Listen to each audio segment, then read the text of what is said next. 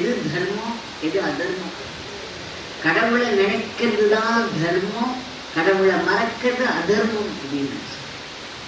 எவ்வளோ ஒரு strong statement. அதுக்கப்புறம் கடவுளை நினைக்கிறதுக்காக தான் இந்த வாழ்க்கை. கடவுளை நினைக்கிற நேரங்களில் தான் நீங்கள் உண்மையாக வாழறீங்க, உயிரோடு வாழறீங்க. கடவுளை மறக்கிற நேரத்துல நம்ம நம்மளுடைய பிணத்தை தூக்கி நம்ம அலைகிறோம். கடவுளை மறக்கிற நேரத்துல எல்லாம் அந்த கடவுளை மறக்கிற நேரத்துல அதர்மத்துல இருக்கும்.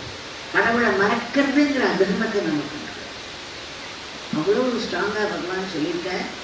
அப்போ அன்றாட வாழ்க்கையில இந்த இன்ஸ்டன்ட் டீ இருக்கு, இன்ஸ்டன்ட் காஃபி இருக்கு, இன்ஸ்டன்ட் உணவுகள்லாம் நிறைய வந்திருக்கு. நமக்கு இன்ஸ்டன்ட் காட் வேணுமா வேண்டாம்?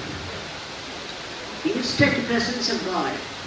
அதுக்கு சுவாமி சொன்ன உபாயம் என்னன்னா, நம்ம கடவுளுடைய நாமத்தை சொல்லி கூட்டும் பொழுது அந்த நாமத்திலையோட சொன்னாலும் சரி, சொல்லலைனாலும் சரி, பக்தியோடு சொன்னாலும் சரி, சொல்லலைனாலும் சரி, இல்லை முழு கவனத்தோடு சொன்னாலும் சரி, சொல்லலைனாலும் சரி, நாமத்தை சொன்ன மாத்திரத்துல நாமத்தை ஒட்டிய நாமியோட வார்த்தை என்னன்னா, when you call out to Rama, Rama is instantly present.